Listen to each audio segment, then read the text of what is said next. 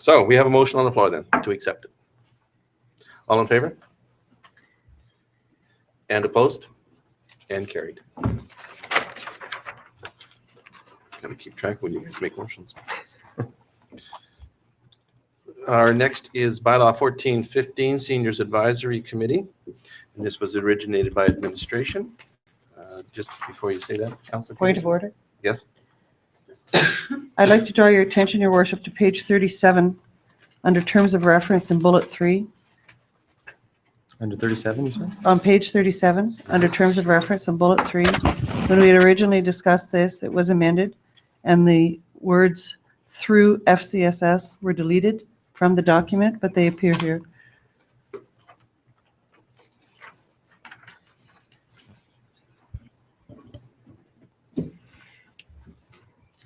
That's Point a of correct. order, Your Worship, should we not have this on the table first before we're going to start dissecting it? It's not even on the table. Because we can amend it after. Yeah. But it already was First amended. It already was amended, is what I'm saying, Councillor Sobel. It was amended. When this is not the document Is that that we first reading? amended. Sorry, Your Worship, I can provide some clarification. Yeah, Please. This was brought to council in May. It was brought to council for a resolution to approve the terms of reference.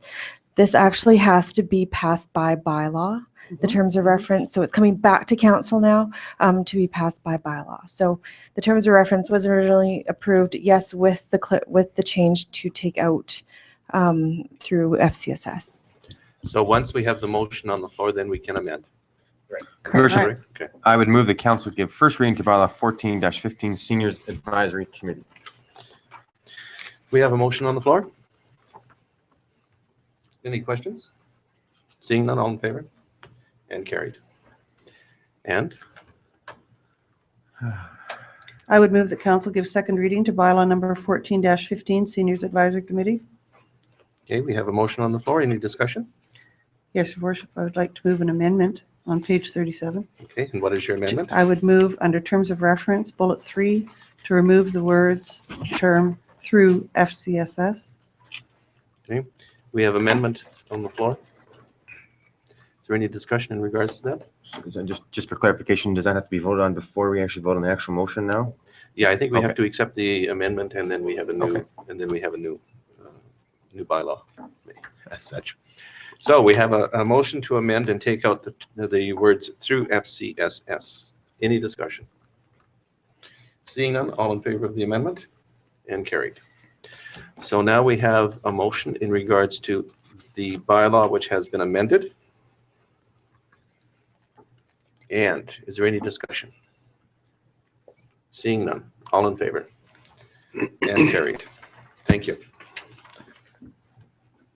No old business being brought forward and, I move that we give third reading. Oh, I'm to, sorry. The bylaw. Unanimous. sorry. We have a motion for third reading on the floor. Sorry, Your Worship. Consensus? Consensus. We need a Okay. consensus motion first.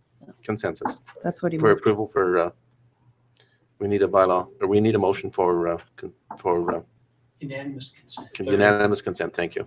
I move that we provide a third and final reading to bylaw 14-15. To give unanimous Unanimous consent. Yeah. consent. Unanimous consent. Thank you. Okay, we have a motion on the floor. All in favor? And carried. Thank you. It's unanimous. And I would move that council give third and final reading to bylaw 14-15, Seniors Amended. Advisory Committee. Amended. Amended, yeah. So we have a motion on the floor for third reading for the amended bylaw. Any discussion? All in favor? And carried. Tough one. And then we do have new business, 8.1, and municipal enforcement has originated this, and if they would like to come forward.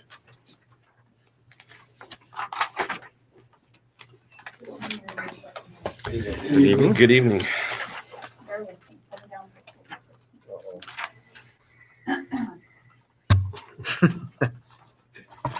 Would you like me to read the report that we've done up here? You've read it. Is there any counselor that wishes the report to be read? Nope. No? Okay. So then we will entertain comments from you.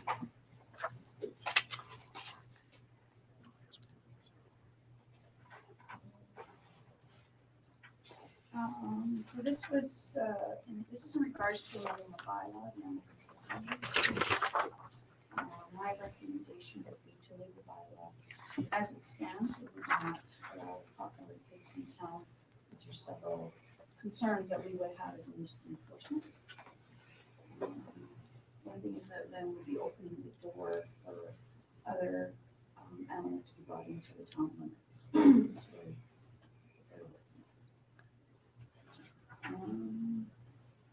at. And Mr. Dahl has his reports all here. I did look up other municipalities. Let's get your list here. Lethbridge, Bicycle, Acton, City of Calgary, Strathmore County, Cochrane.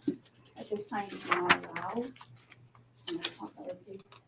Calgary did amend their bylaw back in March of 2006 to amend the bylaw to take out potbelly pigs. I never did get a hold of them. They can only go through the 311. They gave me a reference number and she said, sorry, hopefully they call you back within 5 days, and I haven't heard nothing back. The one municipality that does allow potbelly pigs is Chestermere. I contacted them. They have no restrictions, no limitations, nothing in the bylaw at this present time. I asked them if they have any potbelly pigs in town. They said yes, they know of one. I asked them what size it was. They said it's the size of a puppy. And they've only just had complaints that there's a potbelly pig in town, but other than that, nothing. And I asked if it's right in the town limits. They said yes, it's actually right on the golf course. Is where this house is. And they haven't had any concerns with that at all. Okay. Nothing further? Okay. Councillor Wells? Your worship, to our senior peace officer, can you repeat the cities or towns that Oh, you've sure. consulted? Sorry, it's too quick. Sorry, Lethbridge. Yeah. Bicycle. Acme. City of Calgary. Strathmore County. And Cochrane.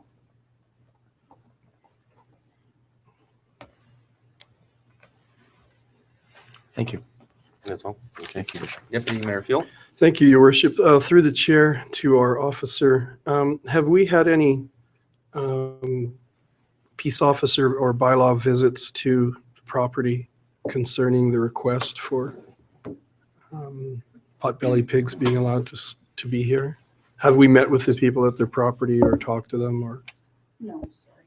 Okay, and have we heard anything in the neighborhood or how people are feeling? Like, We've had complaints come in regards to that there's a potbelly pig in town because our bylaw states we do not allow them. okay. So I just contacted them over the phone. Okay, that brings me to my next question. We've received and read through the whole package that's been supplied to us.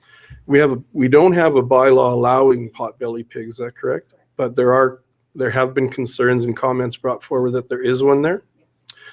We have medical records here for 2 potbelly pigs. So are there 2 on the property or is there 1?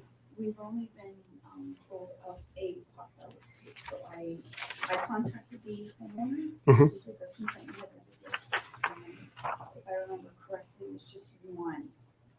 But Okay. I did see that too, that there is 2. Yeah, that I guess that's what's confusing me, that there might actually be 2 on the property when the bylaw exists not to have them. Right. Yeah, I saw that on the report too. Okay, that was just confusing to me. Thank you.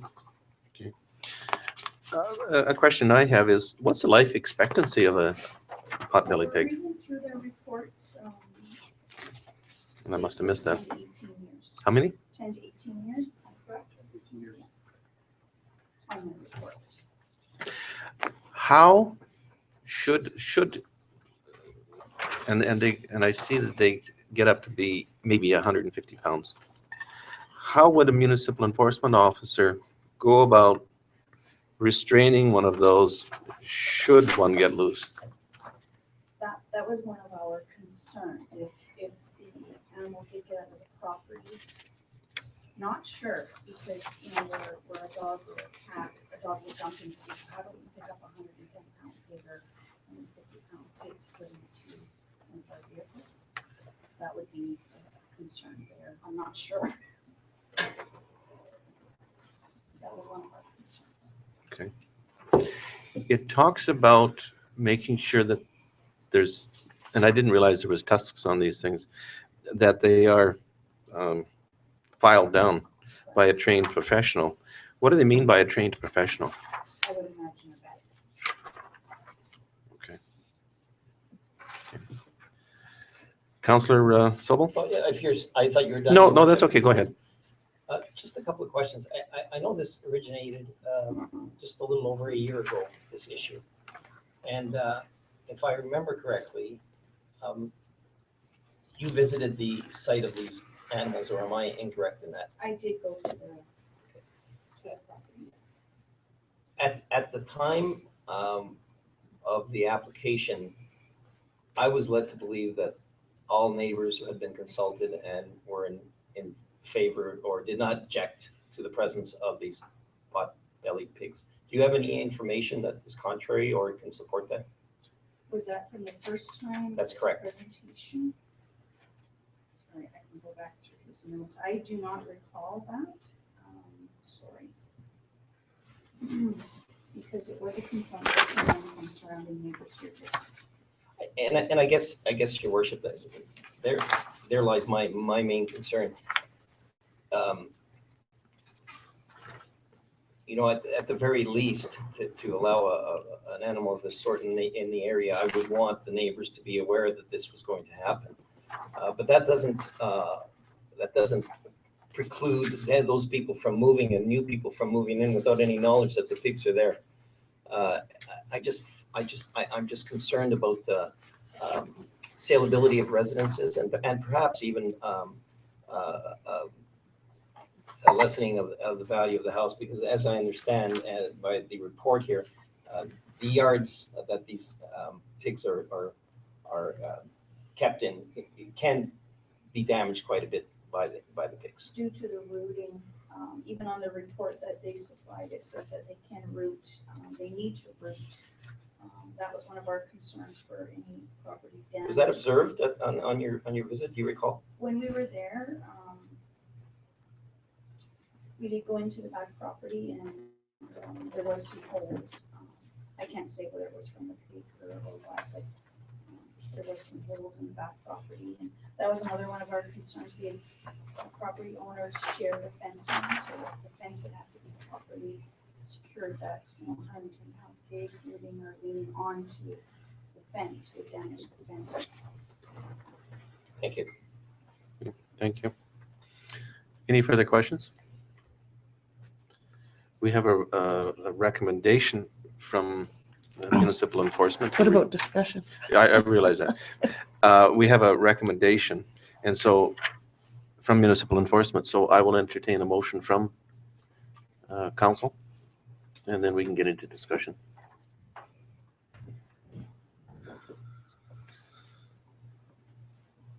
Your worship, perhaps some more discussion is merited. More questions? Or yes, perhaps, if I can just think fast enough to make it a question.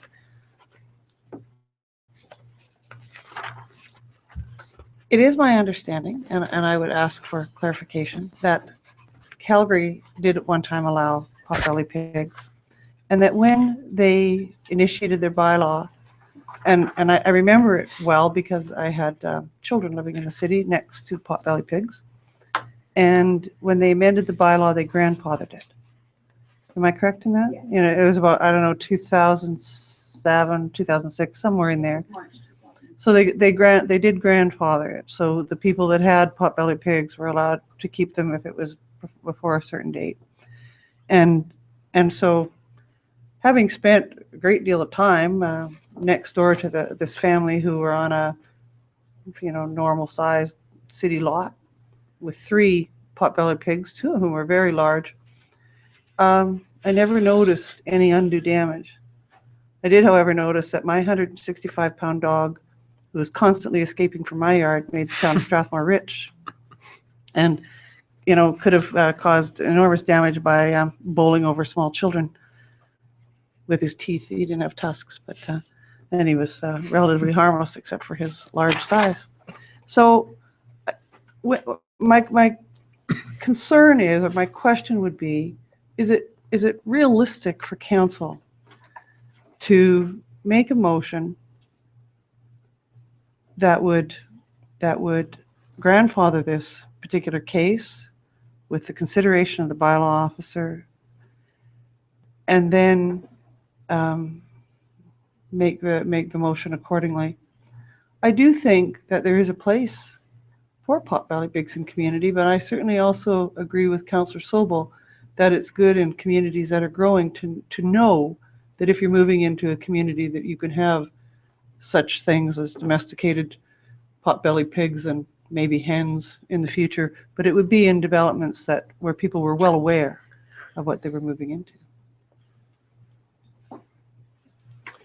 Deputy Mayor Teal? Thank you, Your Worship. Just some comments. It seems to me like we have nothing that's really being brought forward to actually change the bylaw. It's just a discussion to provide direction.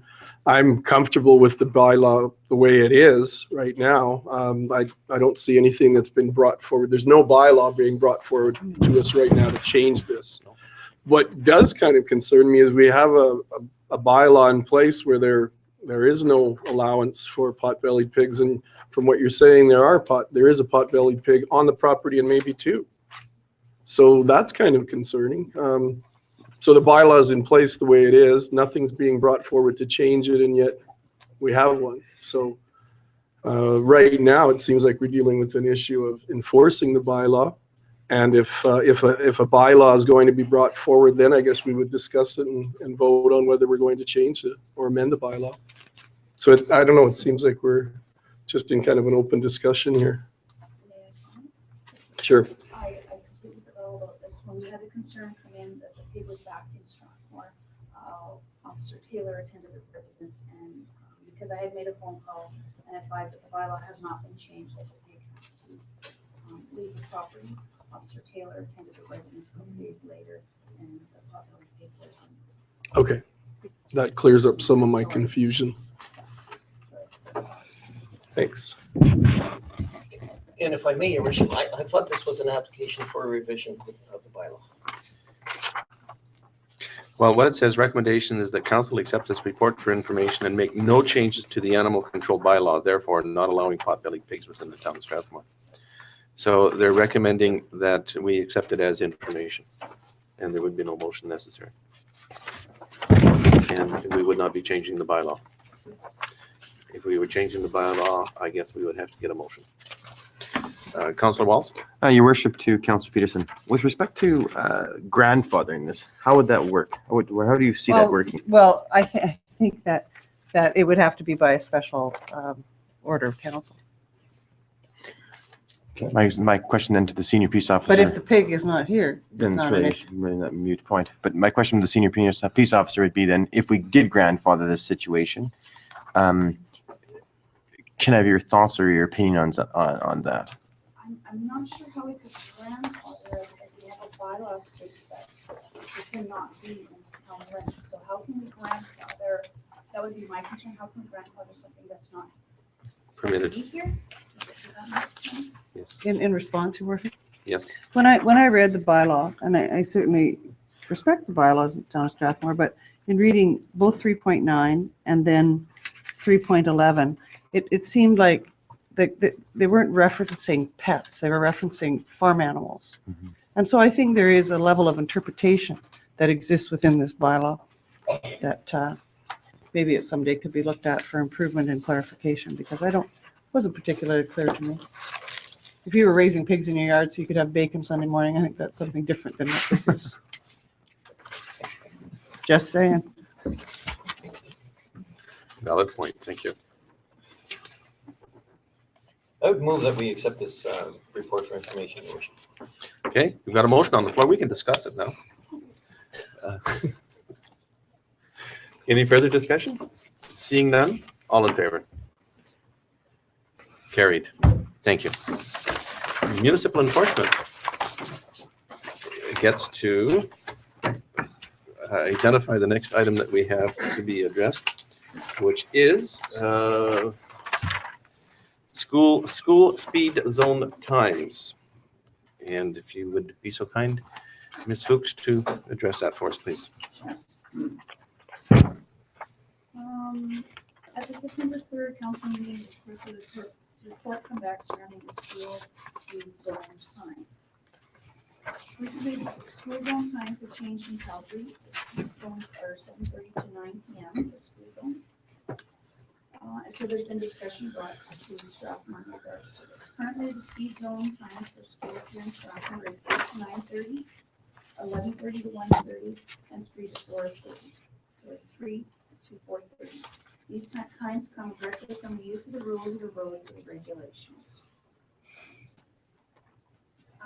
In speaking with Sergeant Riley, his recommendation, if it does come about, would be change the times to 8 a.m. to 5 p.m. And then we're just asking under municipal enforcement, requesting that council keep in mind the following when making discussion with the roadways. Currently, the times that we have are in place at this time are very busy times during school. Those are peak periods. These times have been in our community for many years. Most community members, of course, abide by the rules and some don't. And also keep in mind that Wheatland Trail and Brent Boulevard are our major commuting routes in the town of Strathmore. Actually, Wheatland Trail, which is the 817 here, we would have to go through Alberta Transportation in order to get approval because that's a provincial highway to change the school zone times there. And then the other point I had was the schools over at Boulevard, Wheatland Trail, all do have fencing as well, our schools have fencing around them.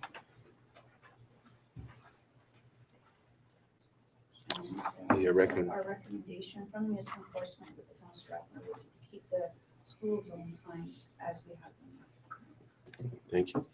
Do we have any questions? Councilor Wells? Your Worship, I guess just a question, or more of a comment, more than less than a question.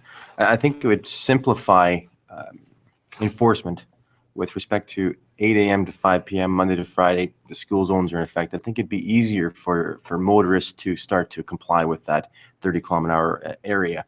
I appreciate that Brent Boulevard is probably going to be in a bit of a unique situation with so many schools on it. I just think this would simplify things. You know, not 8 a.m. till 9:30 anymore.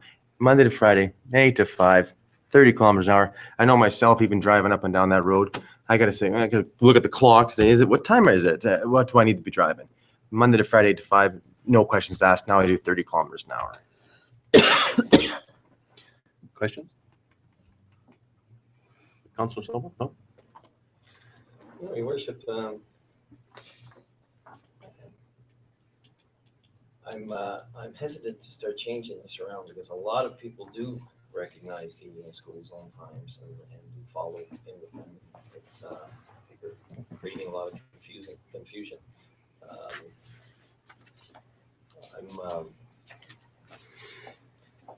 I personally like the times the way they are. Councilor Peterson? Your Worship, one of the reasons that I support this suggestion, this proposal, and I certainly have no problem with the 8 to 5 either. I think it's better, but I think it's okay, but I think the 7:30 to 9 is better. And the reason I say that is, as an educator for a very, very long time, schools are changing, and they're changing drastically, changing to the point that young students come to school very early in the morning to participate in on-campus programs as early, I think, as 7 in the morning. I see students arriving at the school across the street from me at 7:30 in the morning, 7 o'clock in the morning, and even earlier, and lots of foot traffic. And schools have now become very much integrated community environments where they have lots of youth use late in the evenings as well. So in this community, I know that it will be an adjustment, but in this community, I think it's a really rational decision to make, and it's one that I don't think should be instituted very, quickly. It's something that we could introduce over a period of time, and and help our community become accustomed to it. But I do think that it's a really reasonable suggestion and one that will serve us in the future. Thank you. Allow me to ask a question, if I may. When we're talking about changing the school zones to, what was it, 7 to 5? 7:30 to 9 or 8 to Monday to 5. Friday. Would that include stat holidays? Would we have to have something available to let the public know that on the stat holiday, the school wasn't open? Okay. Sorry. Let me think. Okay. It would be the same for on Fridays when It's, yeah, your worship, if I could, Yes. the act reads during school, During school. regular school days are in. Yeah. Yeah, that's where how you get around that. And then, of course, the question being is, how do we let the public know that? Okay, good. The other question you mentioned, that 817 being a provincial highway, I don't know what kind of procedure we would have to go through to have the provincial government change that, the times of the school, and how much, if there would be a problem. we would have to contact Alberta Transportation, which we would directly go through Gary Moore, who would then direct us and go from there. I believe, right, Jesse, because we've changed other speed zones, for instance, just north, and north we changed it to 60 to 80, but you'd have to go through Alberta Transportation. Okay. With a recommendation or a And my question may give an indication as to where I lean. Are we permitted to change school sites to playground sites? I know in a municipal you can change the school zone times. I don't know, I'd have to look under the regulations. Okay. And so you change all the school zones, what you're asking to playground. Yep, we could just designate them as plain. Playground zones, just keep this in mind too. Playground zones don't start till 8:30 in the morning under the regulation. Under the provincial. Okay, thank you. So, I- Councilor Sullivan. Just to clarify here, I'm not exactly sure what we're doing here, to be honest with you. Well, I We was don't have a asking. motion. What hours are we talking about? Well, the recommendation from municipal enforcement was to accept the Yes. report for information and leave the school zones as they Yes. were. So now we can put a motion on the floor. Questions have been asked. Your worship, I'd move that council direct administration to change the school speed zone times from 7 a.m. until 7:30? 7:30 a.m. till, looking for direction from Councilor Peterson, 9:30, 9? Well, Yeah. I Or would, till I would 5? say the schools aren't typically open past 9 o'clock. But Till 9 o'clock p.m.? yeah, I would say 7:30 to 9. Most of although there are classes at 7, right? Yeah. Your phys ed classes start No, at we don't 7. have any. No, not early now? morning. No, there's different clubs. Yeah, We could go 24 hours a day, council, but I don't know if that would go over. I would suggest from 7 a.m. till 9 p.m. 9 p.m. on school days. We have a motion on the floor. Is there any discussion? Deputy Mayor Fuel.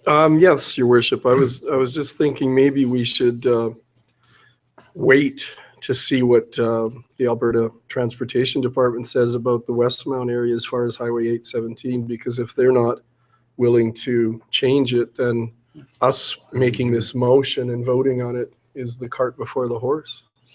So once they come back with an answer, then we can look at this and make a vote on it.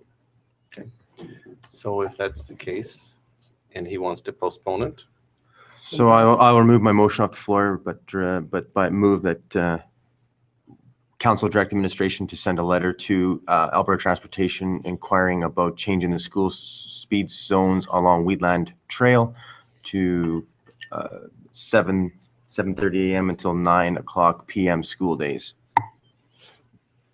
we have a motion on the floor. Any discussion? Seeing none, all in favor? And opposed?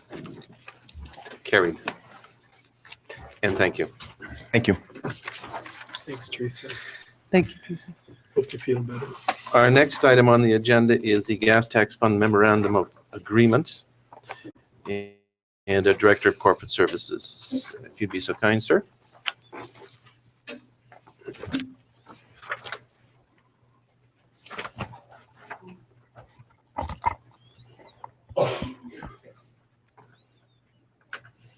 Please. Good evening, Your Worship. Good evening. Alberta Municipal Affairs has announced a new program guidelines for the gas tax fund effective April 1st of this year. Recently signed a long-term agreement between Canada and Alberta.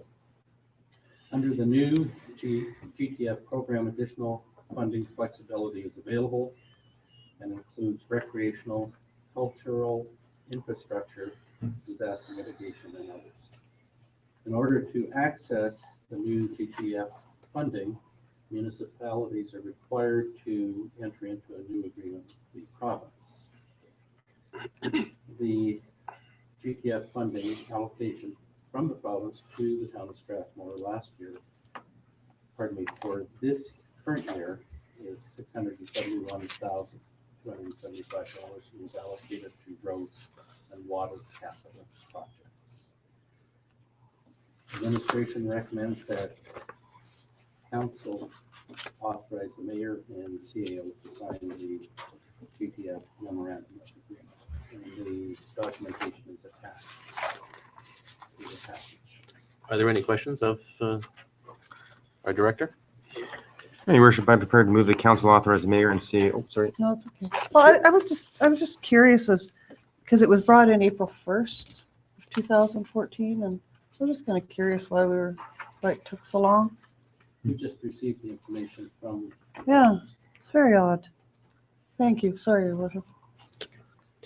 And Councillor Walls, if you'd like to finish that. Thank you, Your Worship. I forgot where I was, so I'll move again. The council authorized the mayor and CEO to sign the gas tax fund memorandum of agreement. Are there any questions? No.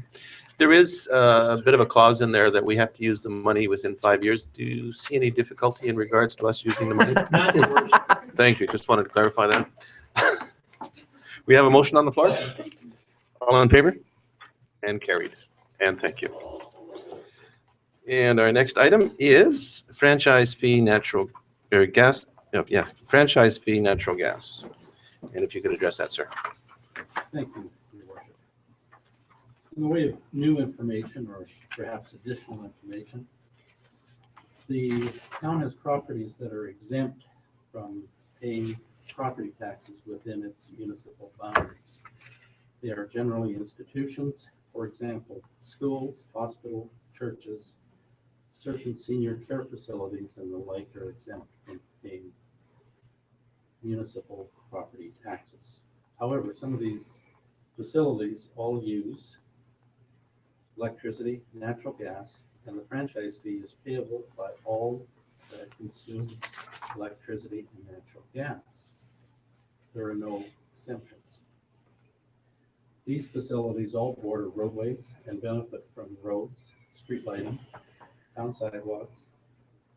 There are also benefits that accrue from the ability to use the town-owned and operated water, sanitary sewer, and storm sewer systems. These systems at times have been the beneficiary of property taxes where the system has utilized a town financial reserve that has been used to fund a capital project or an operating initiative. The most recent example would be the reserve that funded a third of the cost for Wildflower Reservoir. Yet these institutions pay no property taxes, and the only contribution we make to the town is through the franchise fee. The use of franchise fees is generally accepted method of raising funds for municipalities in Alberta. On the recent review that was brought to council, natural gas franchise fees in southern Alberta, only the town of Nobleford was the only municipality of 69 listed by ACFO that did not have a franchise fee. The mean average of those that were listed was 16.62%. The median point, with one half of the municipalities having more than 15%, and the other had less than 15%. So the median point was 15%. Strathmore was at the 25 percentile. So 75% of the municipalities listed at rates greater than 11.18%. In 2013, Strathmore received $261,300 revenue from the natural gas franchise fee. Based on an average of 120 gigajoules annually, the average residential user is currently paying $3.95 per month. Each 1% increase in the franchise fee will cost the average residential user 35 cents. The recommendation is council increase the franchise fee from 11.18% to the mean average for Southern Alberta being 16.62%. This would raise an additional $127,000 approximately for the 2015 budget year and would assist in balance. This would cost the average residential user an additional $1.90 per month. Any questions? By all means, Councillor Walls. Your worship, just in their comment again, I spoke against this back in September, and I'd speak it against again, whether it be $1.90 a month or another coffee. I'd rather the taxes be increased than us nickel and dime our residents. I think we're muddying the water here, and I can't support this motion, even though it's going to help balance our budget. I still think that we're better off just increasing taxes a little bit, and I think people understand that a little bit better. Thank you. Okay. Deputy Mayor Fuel. Thank you, Your Worship. Just a comment. I understand that this is an increase that is seen as a type of tax, and I'm just wanting to verify this increase can go towards specific items. Like we could use the extra revenue and earmark it for something. If you're speaking of a reserve, council has the prerogative of setting any financial reserve. Okay. If it would make it more palatable to the council, I would like to see if we're going to entertain a motion or if we're going to look at increasing this franchise fee to bring us closer to the South region, I would like to see us earmark this towards a reserve fund that we can apply towards a new recreation multiplex. And that could benefit families, seniors, youth, a walking track. We can all meet and figure that out. I realize that there's no proposal that's come forward, but we do need to start putting money away in reserves for this to happen, because I know many families are really, really suffering and being impacted by having to be continually out of town for their activities. So I would like to see us look at this and accept this increase and earmark it for a reserve for a recreation complex. Councillor Peterson. Thank you, Your Worship. In response to Councillor Walls, I think if you take the attitude of this being a hidden tax, I think what happens then, what you have to say then is that you need to take all the money off, because the 11.18% is also a tax. So it either is or it isn't. And I think that it makes perfect sense to work on the mean average. And it also, as Mel pointed out, as our Director of Corporate Services pointed out, it also brings schools and churches and all those other entities into play in the community in a meaningful way. When we have only, I think, less than 30% of our population that actually has children in school, and yet we all pay taxes to schools, I think this is a way to mitigate that circumstance. And I agree with Councillor Fuel. I think we should do this in the interests of all community, and we should carefully designate the funds to causes that we've already identified as being extremely needful within this community. Thank you, Your Worship. Okay, thank you. Any further questions? Councillor Blockman. Thank you, Your Worship. I am going to speak against this, especially Councillor Fuel's recommendation there. I will have nothing to do with that at all. Having just returned, most of us from Edmonton last week at a municipality conference, where all we heard about is how rich Alberta is, being the richest province in Canada, and I'm not disputing that. We're probably the richest area in North America. There was, however, no mention of the homeless. There was no mention of the seniors on fixed incomes, other areas in public life where people don't even make it payday to payday. I'm concerned about these things, and increasing gas $1.90 a month. I guess if I jump ahead to the next one, that one's going up $2.20 a month. Pretty obvious the water bill is going to go up, and that is something not everybody in Strathmore doesn't want to hear. The water bill goes up, it triggers the sewer, that goes up. We could be looking at a $15 to $20 a month increase here on total utility package, which is what I wanted to see when you compare us to other places, because I'm sure we have the highest water and sewer out there. Whether you're a homeowner or a renter, it's going to affect every one of us in one way or another. And I can't support this. Then I'll ask a question. Go ahead. Should we earmark the funds from our franchise fee, natural gas and electricity, because it would be, I'm assuming, for both? Would we still have to increase our taxes to recover the money that we are now earmarking for a project?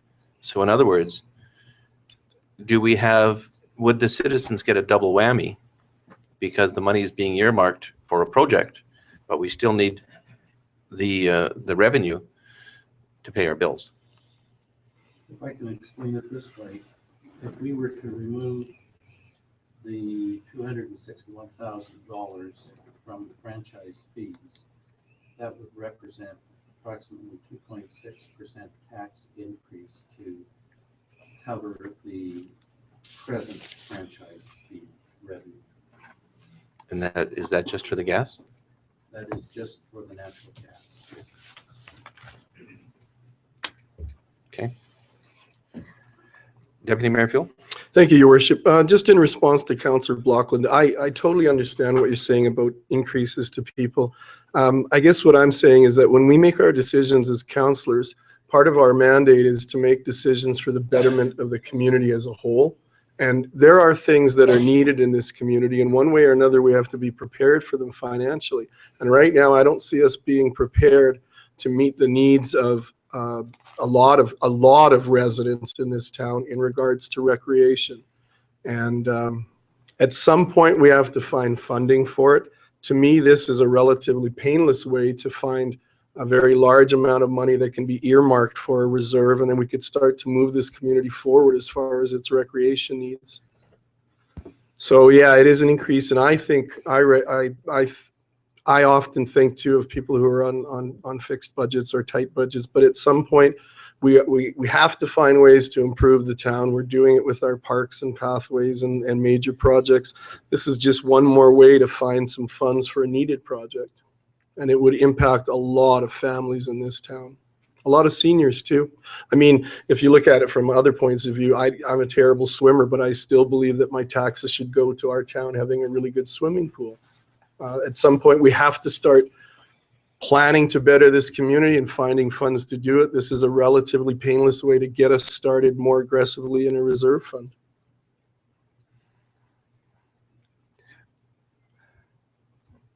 May I? Yep.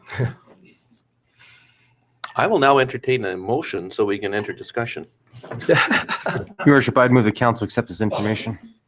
We have a motion to accept as information. Discussion, please. No, we're here to make a Yeah. decision, Your Worship. So I would speak against that motion. I would too, Your Worship. We do need to make decisions, and there have been other issues that have come forward that we've had to put aside, and we do need to start making progress, or at least make progress in our decision-making ability. So I would like to speak against that motion as well. Any further discussion? All in favor of the motion? And opposed? It's lost because it's a tie.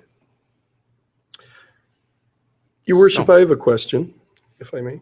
Please. If I make a motion concerning this increase of franchise fees, can I make a motion to earmark the funds towards a project, or is that not to be done in a motion?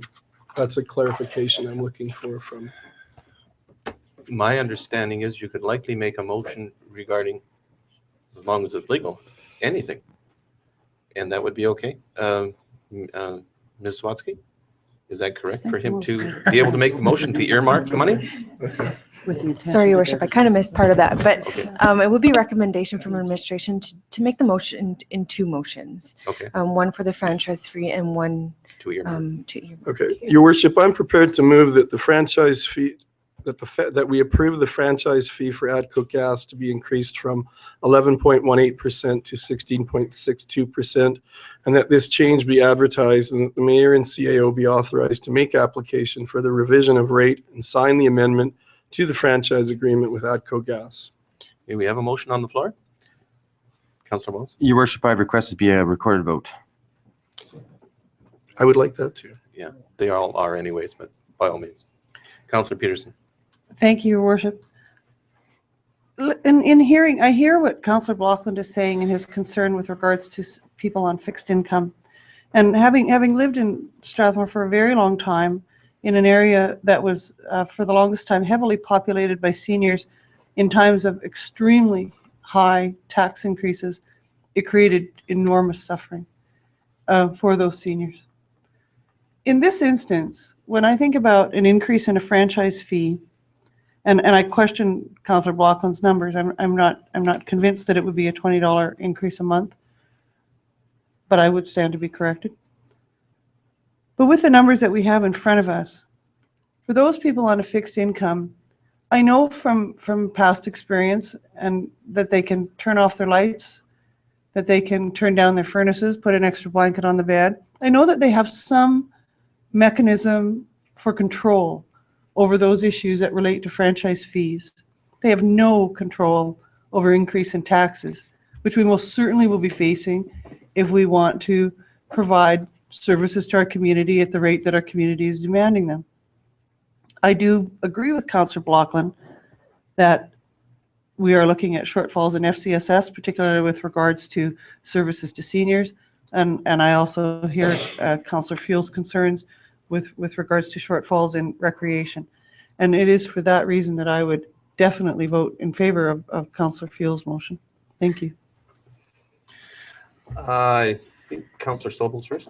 Just a very quick comment, Your Worship. And I've spoken on this before, and I think the way I look at this is, fortunately or unfortunately, I look at this issue as all our utilities put together. All the 3 areas or 4 areas, if you want to include sewage with water, are all our utilities. And I don't think you can take the mean of one and disregard the mean of the other one. I don't think that's fair. And I also, and I don't think I'm surprising anyone by saying that I'm concerned that our water bill is going to be going up. And that's part of our utilities as well. And I just, when I look at the whole picture, we have no choice in regards to the water. We can't be losing money on the water, and we're indebted and reliant on Calgary for our water and their rates. So there's little we can do with that, but there is something I can do with this one. I can't support this. Thank you. Councillor Blockland? Thank you, Your Worship. Since the last council meeting, I took it upon myself to do an unofficial survey with my senior customers at my business. And I probably talked to 10, 15 of them, the same number of people in the building here that requested new bathrooms. Every one of them. And it's not because I was using the number approximately $20 a month on all the utilities. $20 a month isn't going to break them. It's the fact that they're on fixed incomes, and their CPP and their OAS only goes up a matter of $3.70 a year, or whatever the number was. Every single one of them were upset and were against it. I just feel, there's different places we can do. I have different ideas to raise money for Sportsplex, and it'll generate a lot more money than this is going to.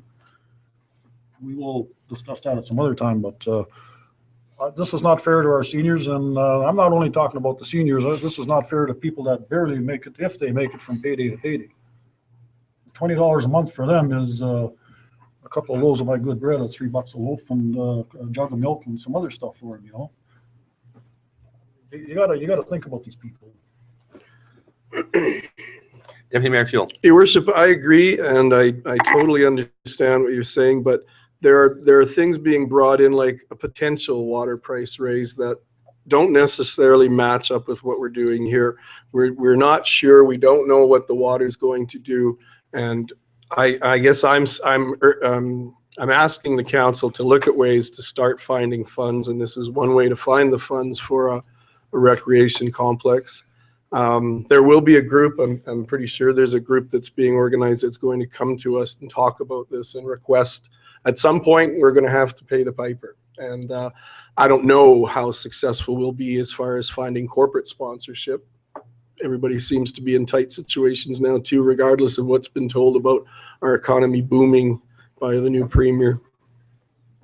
Anyway, I would just like to speak towards the motion again. Councilor Walls? Your worship, to our director, when was the last increase on franchising fees?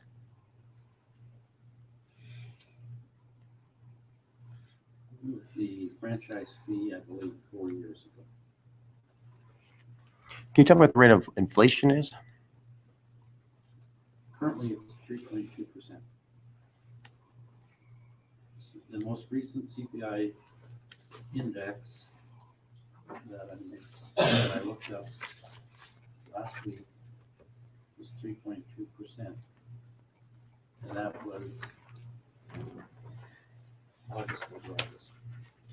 The prior one that I looked at, March over March, was 4.6% for Cal. These are Cal. Excuse me. Since then, it's softened a little bit and it's gone to the 3.2%. And your worship, if I may, 4 years ago, was there an increase to the franchising fee?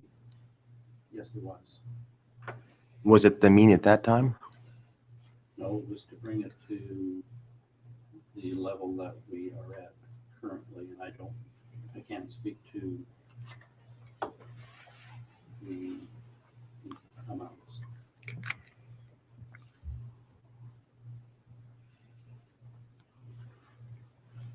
Further questions? So just so I understand, because you did say it, if we do not increase the franchise fee, we will still need the money and we're still going to have to do a tax increase. Correct. Okay. We have a motion on the floor. There's no further discussion. Just one quick question, Sure, Your Worship. by all means. So the in your notes, you have that the portion of this is due to anticipated higher electrical rates of $1.52. We were talking about the natural gas right now. I'm one down. My apologies. Thank you. Oh, so am I. So we have a motion on the floor, and the motion being the recommended action from Director of Corporate Services. So, all in favor of the motion? And opposed? And it's defeated again. Thank you. Number 2.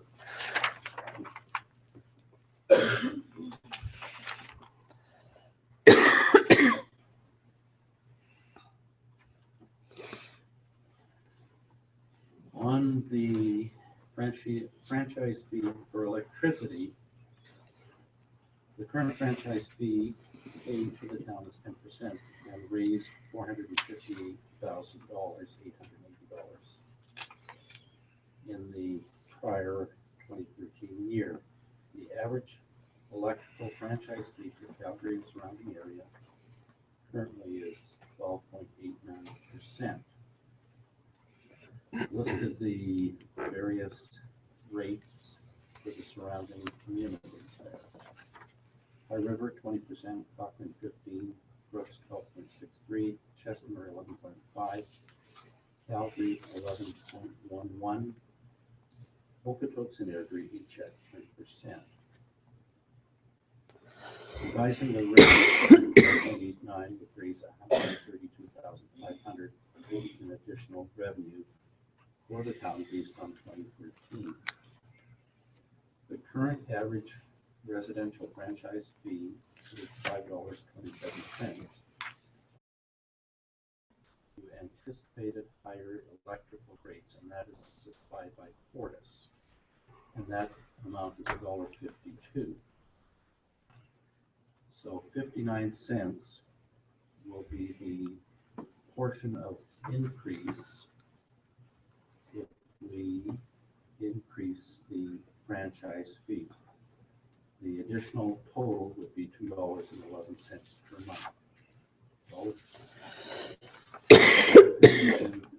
because of price increase, 59 cents as a result of increase in the franchise fee.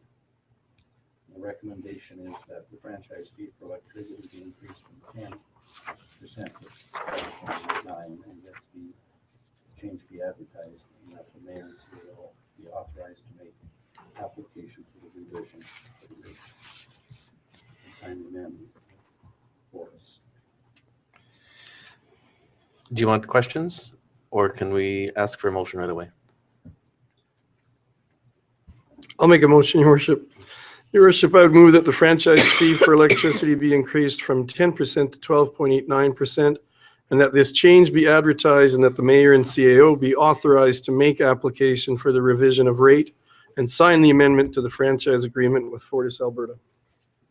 We have a motion on the floor.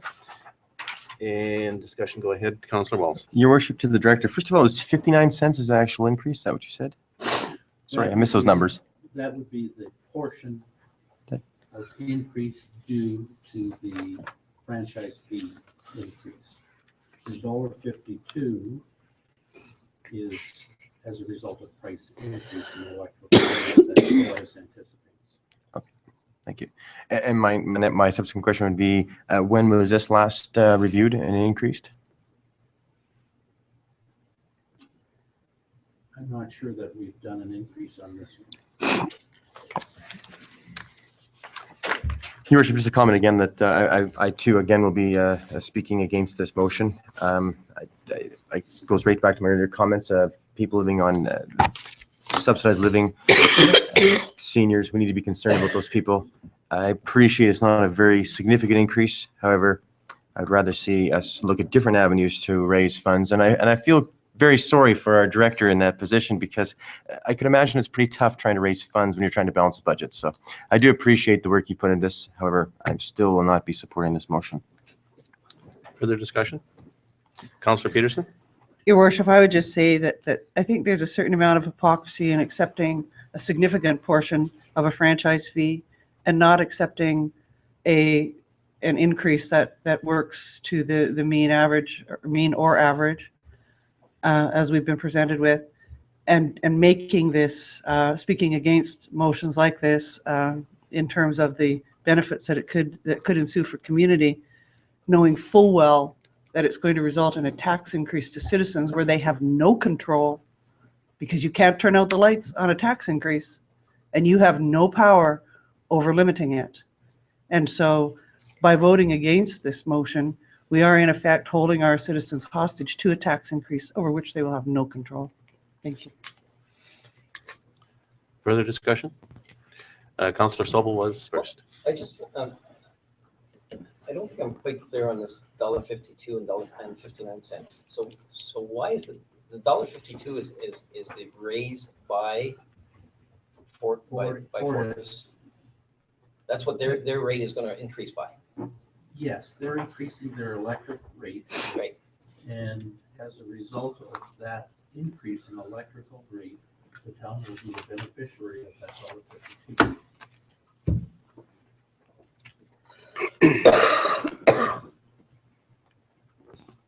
And we don't have to do anything on it. I just did the same thing. I'm really confused by that. Sorry. Well, why would they raise it to give us the money? But that's the franchise fee. The market rate for electricity is going up. Okay. And the percentage that remains the same. So if the charge per kilowatt hour goes up, we will receive the 11, the 10%. Yeah, the 10%.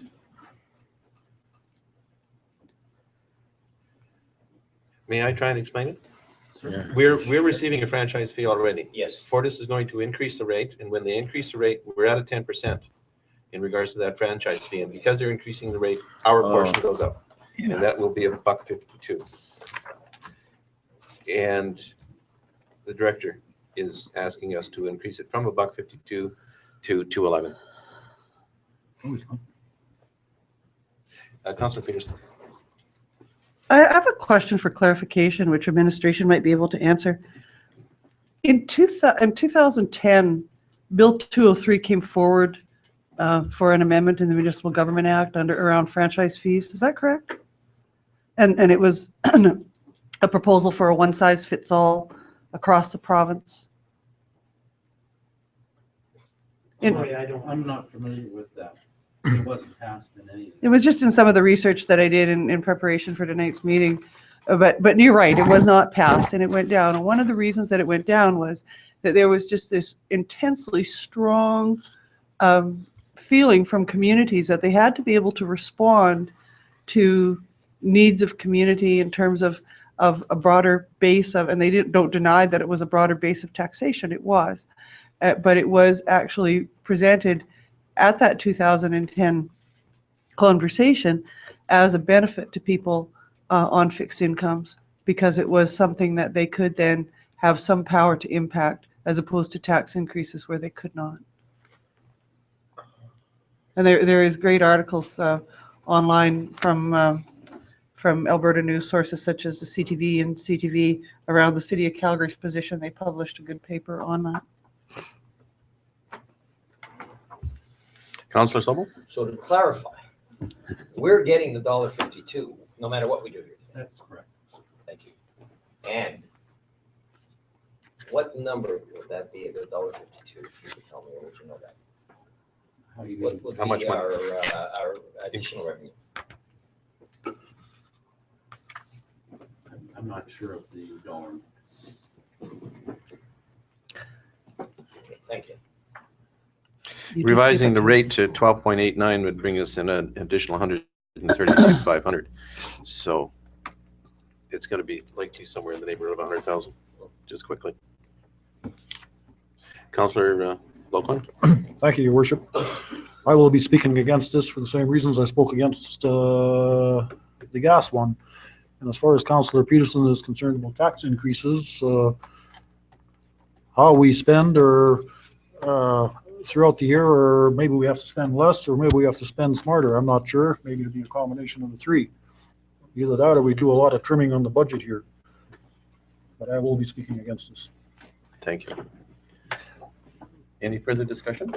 Your Worship, just maybe just a clarification question, if I may, to the director. So I note that Chestermere is sitting at 11.5, Okotoks and Airdrie around 10, and Brooks, which is another city that's around us, is at 12.63.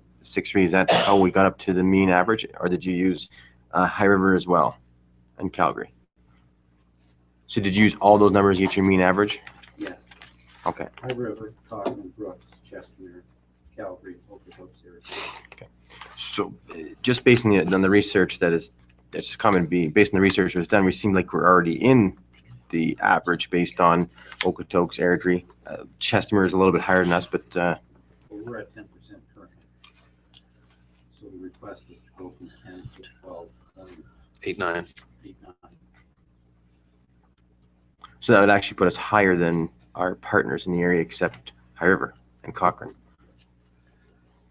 Because of the Airdrie. distribution, High River being at 180, they have the effect of the average out. Okay, thank you, Your Worship. Deputy Mayor Fuel. I just wanted to, thank you, Your Worship. I just wanted to make one comment in general, and I guess it's partly to Councillor Blockland. I think asking the 15 people who work in this building their comments about renovating the bathroom that they use all the time is a lot different than asking 15 seniors who come into your bakery.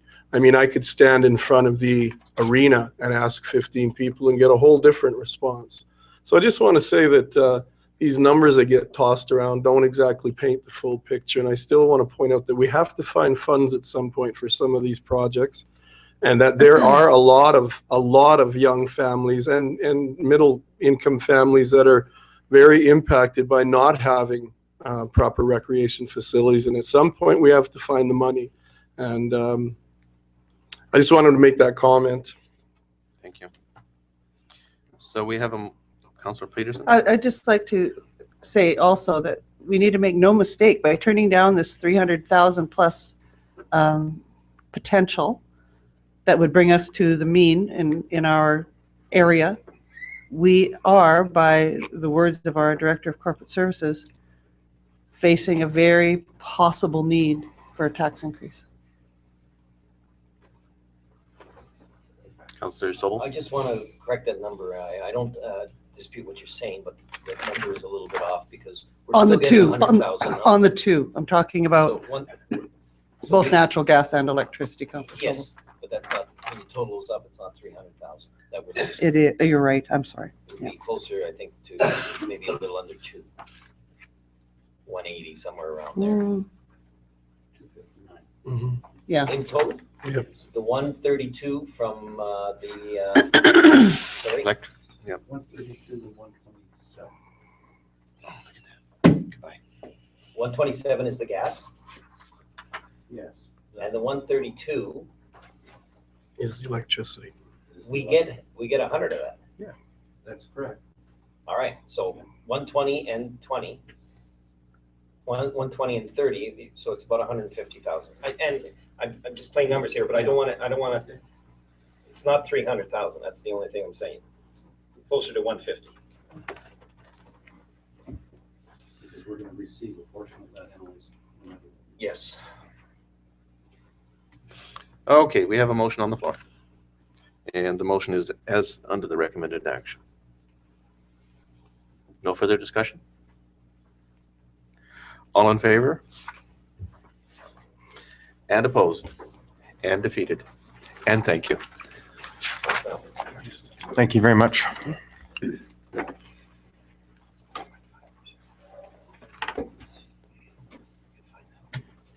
And if we could have our Director of Engineering and Operations, Mr. Parker, sir?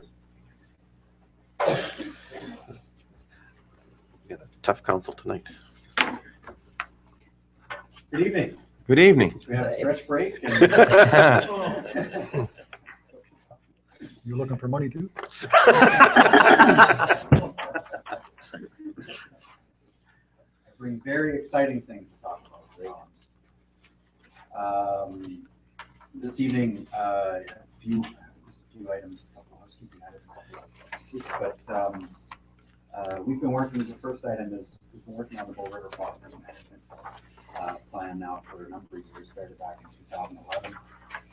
We finalized the plan in 2014. In the agenda packages, you'll find an executive summary outlining some of the achievements that we've been able to accomplish over that 3-year period in establishing the plan, and now we're moving into our next steps, which is implementation thereof the plan. So obviously the Bow River is a very significant both source of water for the town of Strathmore, but also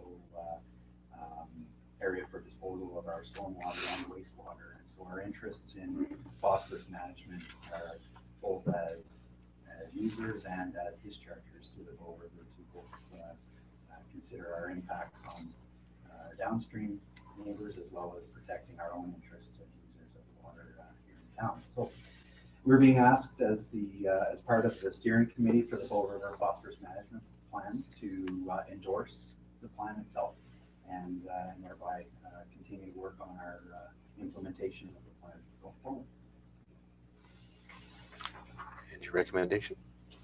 We would recommend that council endorse the Bow River Phosphorus Management Plan that the mayor's office is signing on behalf of the town. We have a motion on the floor. Any questions? Your Worship, I would move the council endorse the Bow River Phosphorus Management Plan unless Mr. Parker would like to sit here because I'd like a washroom break and a coffee, and that the mayor is authorized to sign the endorsement on behalf of the town. Alrighty, we have a motion on the floor now. Sorry. And is there any discussion? Seeing, oh, Councillor Peterson. I just had a question. I note on the, on page 4 or page 102 by our markings, that, that there is evidence of participation by the Tsuut'ina Nation and steering committee members. And I also noticed that on the signatories, and it's my ignorance that drives this question, that I don't see either Tsuut'ina or Siksika or Stoney Nation as a signatory. Is there any significance to that? There is representation on the steering. I see committee, that, yeah. Through the Stoney Nation. Yeah. And represented Yeah. by, I believe it's indicated. in the Yeah, it is, statement of yes. response. Yeah. Yeah, that Bill Snow and Mhm. as an alternate, Mhm. Marie would be, represent the Stoney Nation, who then represent Tsuut'ina, Eden Valley, and Siksika.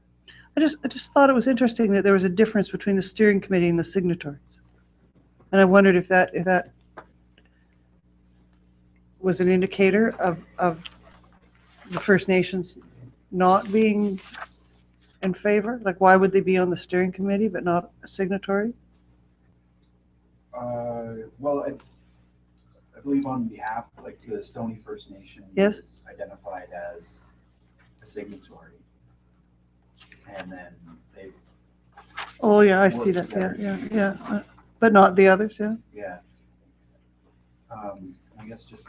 So I shouldn't read, I guess what I'm asking you, should I read anything into the fact that our neighbors of Siksika specifically are No, not here? I don't believe that's the case whatsoever. And efforts have been made to encourage Siksika Participation. to participate and to attend, and there has been participation and attendance, both at the functional level as well as some attendance at the steering committee level.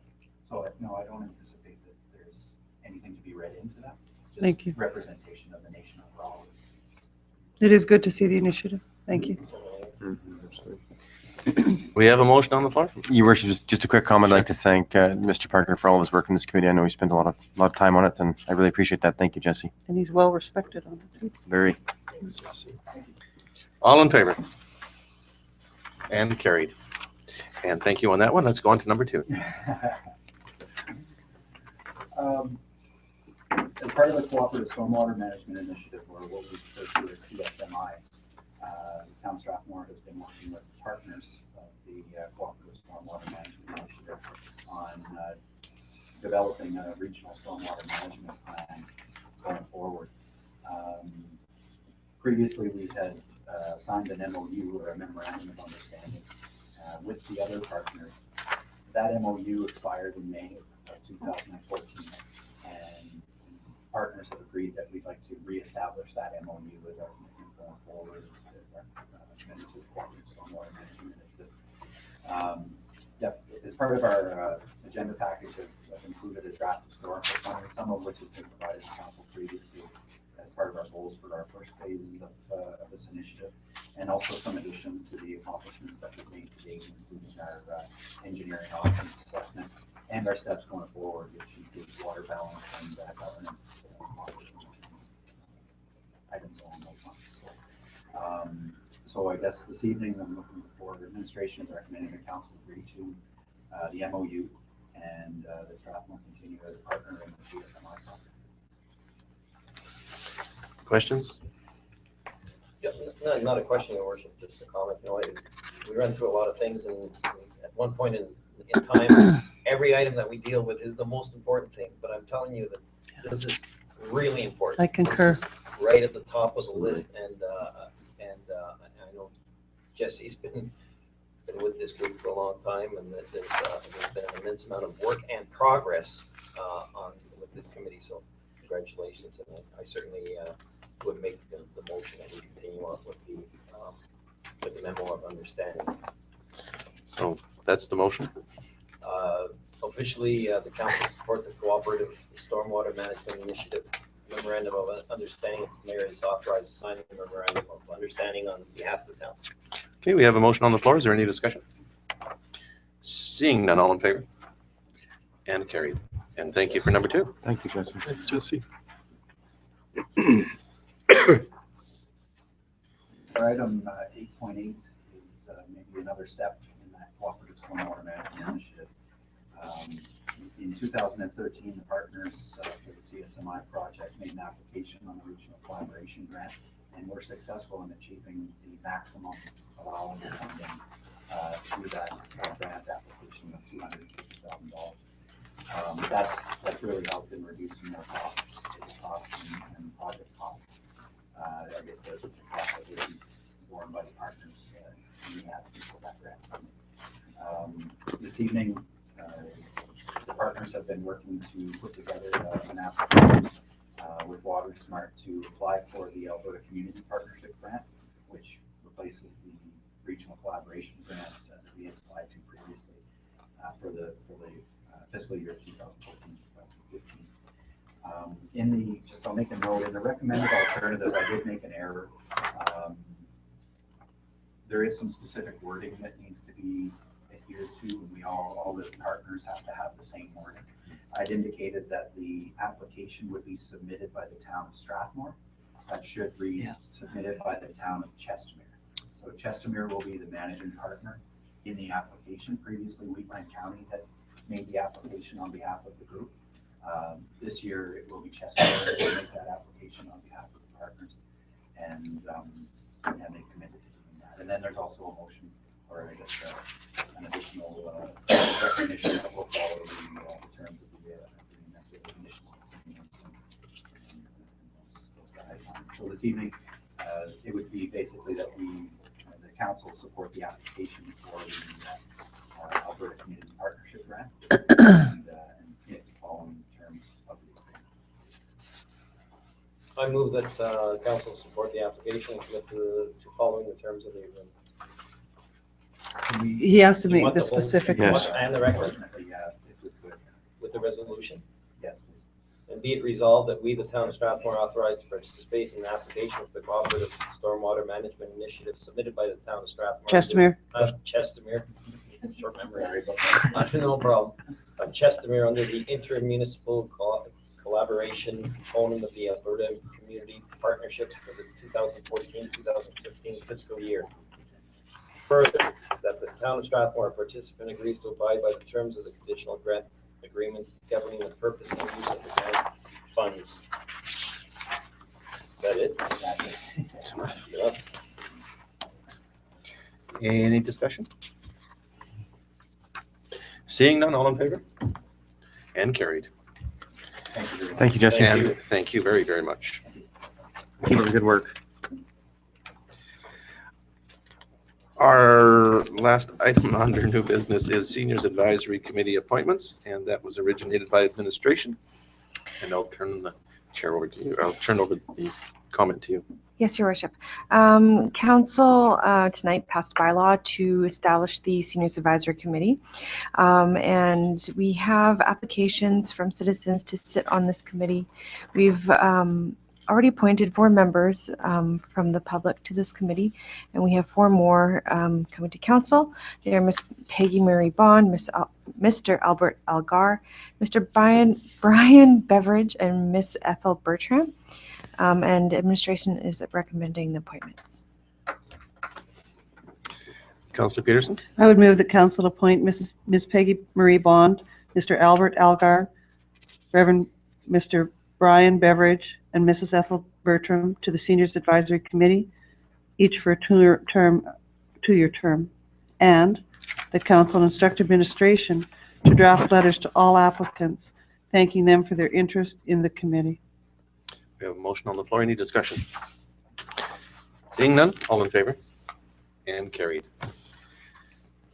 I got inspection services. That one's crossed off. Okay, Yes. good. Council committee reports. And can I start with you, Council? You sure can. Thank you. Thank you. My first committee report deals with the Strathmore, Alberta 55-plus Summer Games. Directors meeting was held on September 29th. We were introduced to our new office administrator for the games, Mrs. Alida Tuka. Her organizational skills and substantial bookkeeping capabilities will be most welcome. Reports from all directors were submitted, and it appears things are moving ahead nicely. One potential area of concern is in regards to accommodation for the approximately 1,500 athletes that are going to be visiting our town next July. It's anticipated that after all the campers are settled in and the hotel rooms filled, we may still need a significant amount of billets. Anyone who would consider opening their homes to a couple of these athletes between July 16th and 19th, which is 3 nights and no meals required, are encouraged to visit our webpage at 2015strathmoregames.ca and go to the volunteer section, which will allow you to check off billeting. In regards to the Strathmore Wheatland Addictions Team, or SWAT, a committee meeting was held on September 4th, and I was not able to attend. It was reported, however, that the finances are in good shape for this group and that all projects are progressing quite satisfactorily. Our 3 signs, which promote the avoidance of addictions, will concentrate only on advertising SWAT's webpage, which contains a great deal of interesting and valuable information. In regards to the Calgary Regional Partnership Transportation Committee, there was no meeting in September. However, one of the main goals of the Transportation Committee at this time is to look into the feasibility of developing a business model for the Calgary Regional Partnership to own, operate, and coordinate regional transit assets. This would, of course, open the doors for Strathmore to see additional transportation amenities. As a member of the selection committee to determine which private agency would take on this task, I've spent considerable time during September reviewing and assessing various submissions. The selection of one agency will commence tomorrow when the selection committee meets. In regards to the Downtown Revitalization Committee, this committee met on September 16th and reviewed 2 applications with the development officer. An update was received in regards to the proposed new farmers market building committee, and we had an opportunity to meet with the engineer who will be creating the blueprints for the building. It was also noted that as the summer season is coming to an end, there were many positive comments on the committee's effort to have 2 portable patios or porta patios in the downtown area, and a strong desire to repeat this action, albeit with some changes for next year. And lastly, the Council Policy Review Committee, a meeting was held September 10th to discuss 4 potential policies: the community donations, social media, council representation on committees, and new business welcoming. This meeting allowed for a number of issues to be discussed and changed prior to having it come before council for discussion and possible decision. Your worship, those are my committee reports. Thank you. Councilor Boatman? Thank you, Your Worship. Attended a Chamber of Commerce meeting on Monday here a couple of days ago. Most of the meeting was held in camera for certain reasons. Some of the decisions that we came to outside of camera, the Business Awards Gala slated for October 14th is postponed. Notice of termination of lease of the facilities where they're at immediately October 1st, which is today. Office staff was let go September 30th. We have another meeting, emergency meeting set up for October 15th to discuss the future direction of the chamber. I also attended a Wademza meeting with Councillor Peterson. I believe she has that report. No, we sent that report in, Councillor Falcon, but we're Okay. like the children that have lost their homework because it doesn't appear here. Okay, thank you. Attended the Handy Bus meeting, continued strong financials for 2014 with consistent improvement. For the month of August, we served 487 clients, bringing our total for 2014 up to 3,831. 61% of all the bookings in August were medical appointments. Our new Dodge Caravan Handy Bus is supposed to be here. This will have a 34-inch wide rear wheelchair access as compared to the 28 inches we have now on some of them. With the addition of this handy bus, once we get it running, we can then keep one van local in town all the time to service clients even better yet. That's all I have, Your Worship. Thank you. Councilor Walz? Your Worship, with respect to my committee reports, the Strathmore Municipal Library, I was up at AUMA, so I was unable to attend that. However, I believe Councilor Peterson will be discussing that tonight. I did last meeting, Councillor Walz. Okay. Thank you. The Financial Committee did not meet. I had another subsequent meeting with that conflicted with Wheatland Housing, so I was unable to attend that meeting. And I believe United Way, I missed that one as well because I had another meeting as well. So unfortunately, I was unable to attend any of my committee meetings this month. Thank you. And Deputy Mayor Fuel? Thank you, Your Worship. Just a couple of things from Wheatland Housing. New windows are being installed currently in the lodge. Everything continues to work well there. And then much of the meeting was an in-camera session to deal with an important issue. The youth club had no meeting. We're scheduled to have our next meeting on October 7th, but I can tell you that since council approved it, the furnace and ducting have been worked on in the youth center, so that's going well. And we now have a band booked for the New Year's Eve gala. Communities in Bloom did not meet, but we're trying to find a date in early October where we can all get together. And I wasn't able to go to the SAY meeting. I believe you were there, were you not, Councillor, Your Worship? Yeah, you've got a report. I've got a report, yes. I was just given a few items from Ms. McDonald on staff with me. She talked about how the group has assigned students to attend town council meetings, and they're interested in a youth ambassador program where members would attend some of the town's special events to learn more about them. SAY is also interested in having a representative on the new museum society. And their one new idea that they brought forward, and I think you probably will speak on this, Your Worship, is to try and organize a youth breakfast with the mayor. Downtown board, I echo, I guess, everything that Councillor Sobel said there. Just wanted to add maybe that there are still pledges and money coming in for the farmers market building. And we spent a lot of time discussing the Main Street area and potential new signage. That's it. And Councillor Petey? So just in your packages today, you have a little note from Strathmore Library Services. And the reason that this is significant is that it thanks the town for their ongoing support, and it also indicates pictorially the increase in use of our small library, and it has continued. It shows it is the greatest increase across the Marigold district. And so that is something to be really proud of in this community, and the people who work in that library are to be commended. And as well, they have an amazing volunteer corps.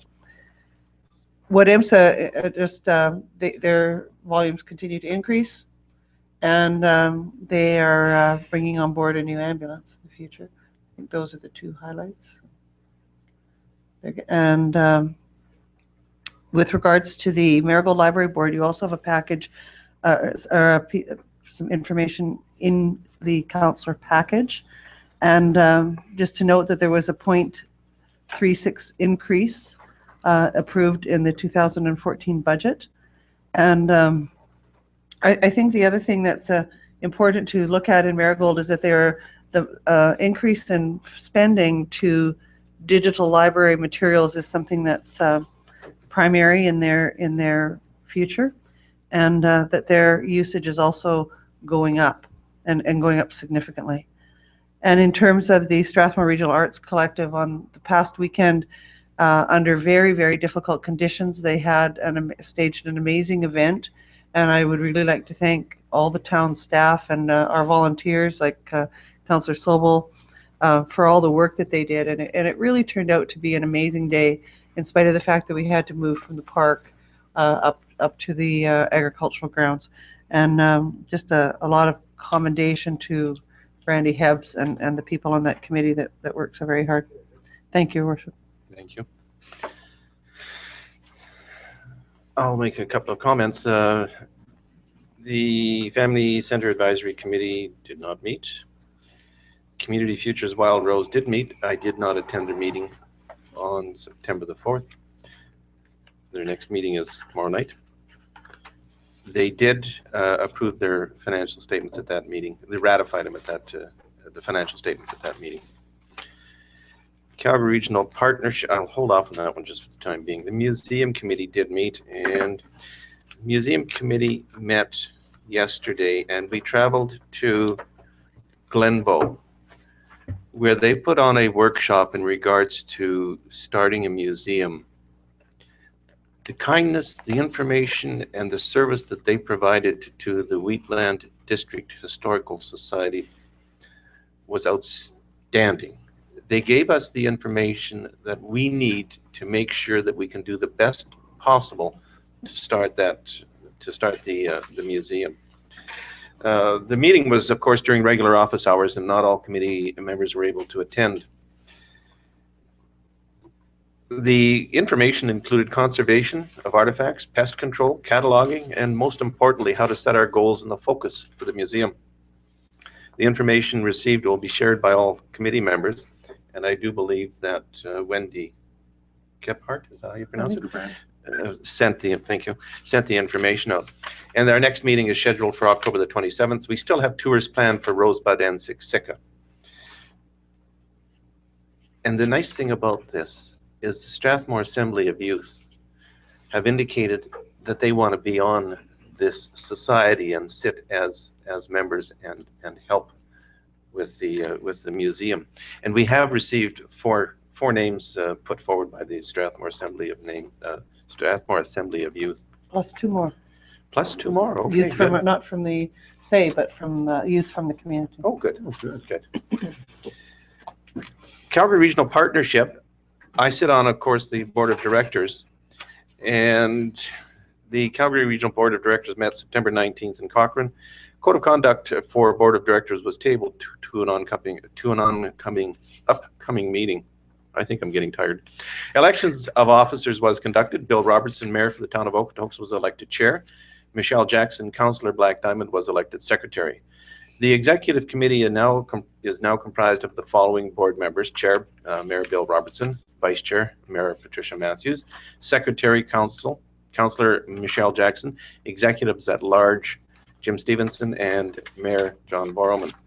The board of directors workshop was hosted by the Derek King from Brownlee LLP on the fiduciary responsibility of municipal councillors serving as directors. And that was most beneficial for all of us. Sharon Plett, financial officer, provided an update on grant programs as they relate to the CRP. And the CRP now falls under the Alberta Community Partnership Program, which we've already mentioned once tonight. The new municipal funding component under ACP will provide an annual allocation to the CRP to support their core operations and special projects. And for 2014-2015, the CRP will receive $3,500,000.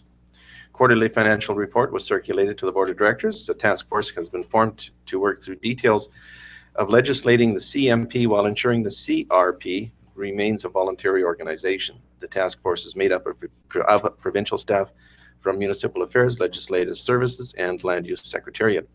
Staff from CRP and the City of Calgary. The CRP Executive Committee has recommended to establish the CMP as a sub-regional plan under SSRP, South Saskatchewan Regional River Project Plan. Regional Project, okay, plan. Why you get so many of these acronyms going on? The CRP will be working collaboratively with our partners and members from September 2014 to 2015 to build a high-impact 4-year strategic business plan. Now, further to that, CRP has a subcommittee like transportation that Councillor Sobel sits on. They have a subcommittee called Economic Prosperity Steering Committee, and I have appointed myself, and I don't know whether or not I'm allowed to do that. I have attended a steering committee meeting, and I plan on, with everybody's permission, to continue sitting on this committee. The agenda for the steering committee started with a video presentation, and we're going to be here for a while, by students from the Bow Valley College that had toured CRP communities during the summer. It was called Testing Tourism. The presentation included information on their findings as to how well we are attracting, informing, and promoting our communities. The information spoke volumes about the importance of all members, businesses, and individuals, and how they must be all on the same page to promote a community. One person can turn off a visitor. Poor waypoints and poor signage on where an event was taking place and lack of services will harm the success of attracting tourism dollars. On a positive comment about Strathmore was our friendliness. Many of the communities are lacking historical information, and it should be incorporated in the whole town. A suggestion was a regional pass which would permit a visitor to enter the museum in Nanton, as an example, and attend a rodeo in another community. They encourage overnight stays. Schools should have I don't know who wrote this one up, field trips in their towns to understand its history. We should be working towards the wow experience for our visitors. CRP Transit gave a brief update, and CRP is setting up a business model and are completing feasibility studies. Once this is done, the time to have some rubber on the road is September 2015. And the goal of CRP is to have its own integrated transit system, which Councillor Sobel talked about. PricewaterhouseCoopers presented a marketing update, and their study indicates where and how many and how are people outside our area hearing about this, comparing North America and the world to our needs. They are talking to business about why they moved here and what challenges did they have to overcome. This will assist in learning what our region has to offer and what the criteria business used to decide to relocate.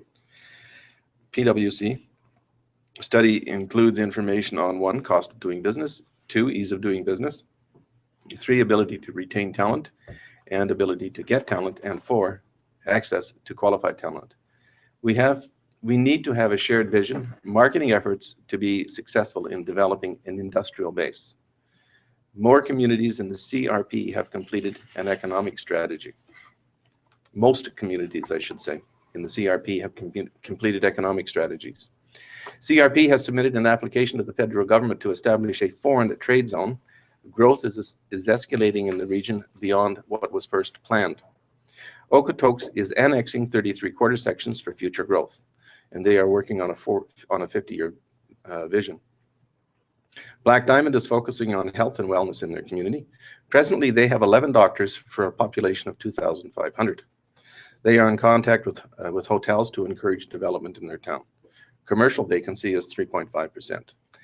Canmore is working on community engagement. The summer was very busy with many events, and planned growth for Canmore is 10%.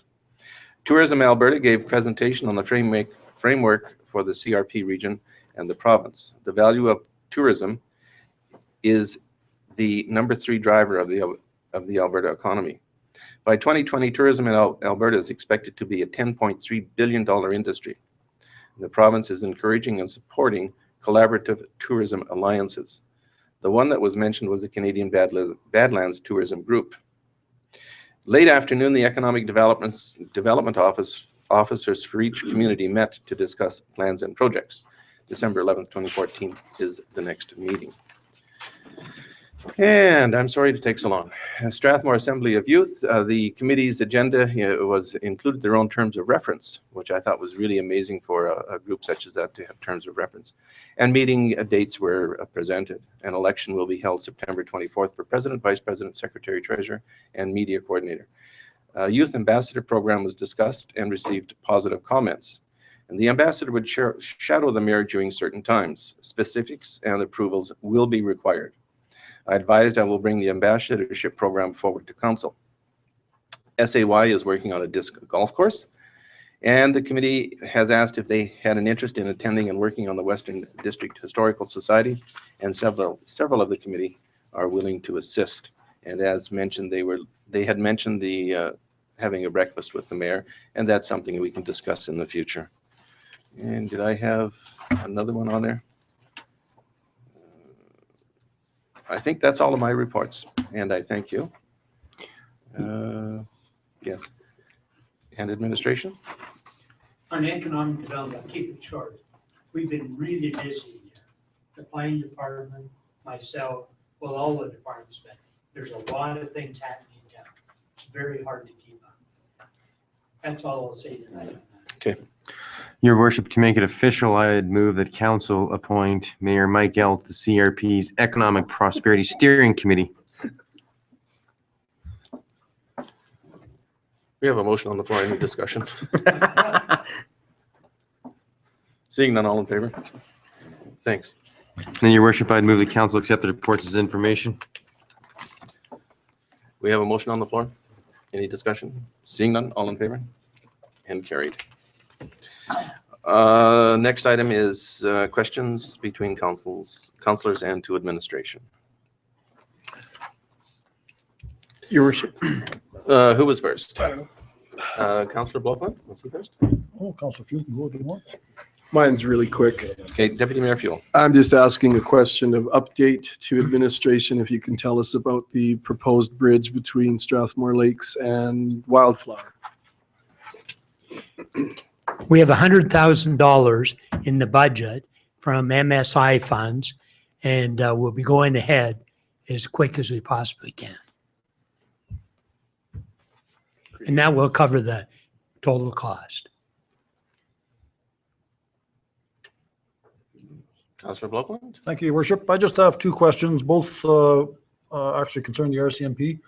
I wonder if I can get an update on the RCMP enhancement on the highway.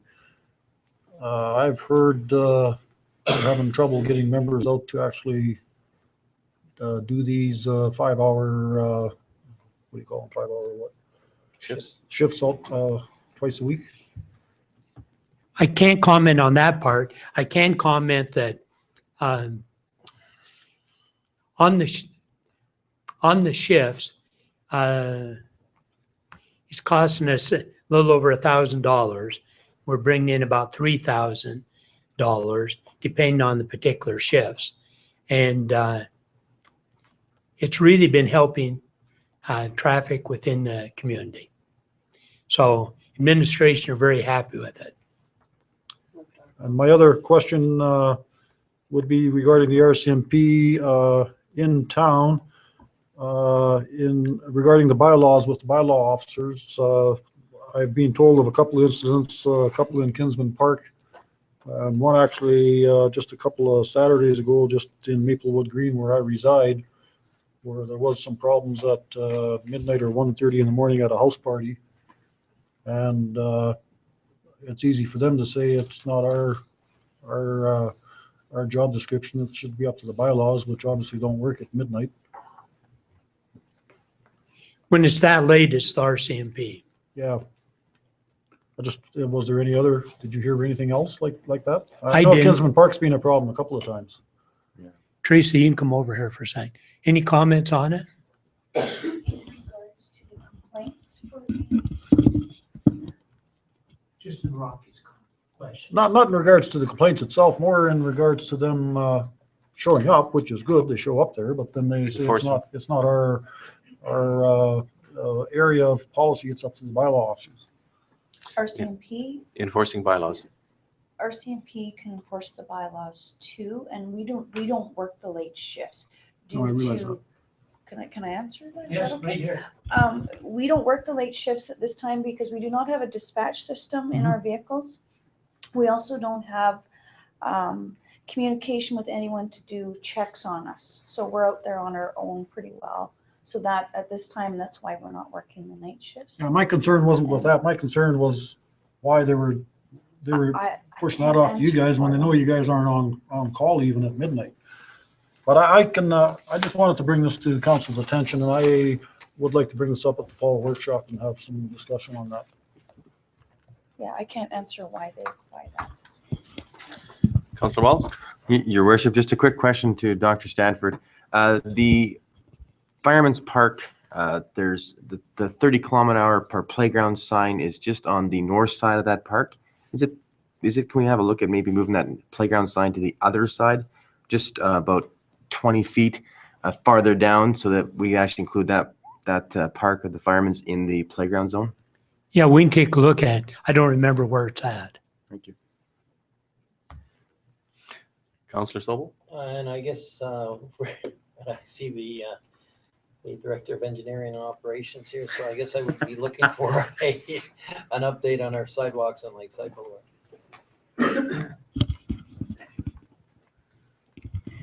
Just a quick update. Thanks. The contractor is expected to be mobilizing tomorrow. They're planning to start with saw cuts where saw cuts are needed in the roadway. We've got the same contractor doing repairs to broken flags and curbs and things along those lines from a concrete perspective, as well as constructing the sidewalks on Lakeside at Lambert and at the Catholic School. So they're going to try and do the school on the weekends to avoid conflict with the school. And I made our project coordinator aware as well that there is church there on Sundays as well. So just being mindful of that. But expected to start mobilizing tomorrow. Perfect. And should weather permit, see some activity. Thank you. Anything further? No? Anything else? The only thing, I do have one item, and it's between council, and it basically has to do with our committees. Our committees are going to be coming up for renewal very, very soon. And I would like your input as to which committees you would like to sit on. It may be time for us to review which committees we sit on and whether or not we need to sit on them. And I'll give you the example of that. Very soon, the museum committee is going to be a society, and we may not need to sit on there as a member of council in the future. So with that in mind, I would love to hear from each of you which committees you want to sit on, and if you could give me a second choice in regards to your committees, and we will start working ahead of time to make sure that we have our people for the committees in place as early as possible. It's the only comment I have. And thank you. And Dr. Stanford. Go ahead and comment. I'm sorry, Your Worship. I just wanted to comment that the committee appointments is coming up at the next council meeting. Oh, you guys Oh. better- On the better hurry. 15th. Not much time. Thank you. Go ahead, Council. Okay, I just wanted to make a few comments pertaining to the budget, property taxes, and so on. There's a very good possibility there'll have to be property tax increase for 2015. As Mel mentioned earlier, the CPI for the Calgary area is 3.2% right now. It was higher earlier, like you mentioned. Council approved 4 additional staff members on August 13th. The effect of the budget equates to approximately 3% of our net municipal property taxes. And you all know this, but I want to repeat it. The Family Center, Aquatic Center, and Civic Center have an annual operating deficit of 2.4 million combined, if you take all 3 of them. The deficit is supported by property taxes and comes out of the 9.9 million of net municipal taxes. Okay. Fuel and operating costs for equipment continues to escalate. The fixed charges for electricity and natural gas are expected to go up. In the new residential areas, we'll be gradually taking over after the period, we'd be taking over the lighting, and then we'll be paying those lighting costs, which is quite a bit. One of the positive things on that, where we have told the developers, and they have to do it, is put in LED lights, which will help us out, but there's still more cost. In some of the outer roads, we have to keep in mind there's operating costs of grading the roads and maintaining them. And so that takes more costs and time. And I guess basically I just wanted to say that the 2015 budget, Mel and myself have spent quite a bit of time, and some of the other directors and all. It's going to be a really tough budget. And basically, we're going to, as we discuss it at budget time in about a month from now, we're going to have to really decide what we're going to do. There'd be a pretty good tax increase or some cutting, or we'd have to take out of the financial stabilization reserve. And traditionally, we don't like to take money out of that for operating costs. So anyway, I just wanted to throw that out so that yourselves and the public realize that. Thank you. Thank you. Your Worship, just a comment then to Dr. Stanford. Is our money trio back dying then? Yeah. It's dead. Okay, and then I'm going to add it into this part as opposed to the invitations. I would like to personally recognize Councillor Sobel and Councillor Peterson in regards to the SRAC that happened on Saturday. These 2 councillors, as far as I can tell, were working most of the day in cool temperatures. And I do understand they were working the evening before. And you are to be thanked for helping your community the way you did. So, thank you. Oh, I'm sorry. Yes, and Linda Nelson, Deputy CA, and Tracy was there. I'm glad somebody's on the ball, not me. Thank you also to Linda Nelson, Deputy CAO, for all of your hard work during this period of time, because there was an awful lot of work that had to happen because of the windstorm that come up on Friday night.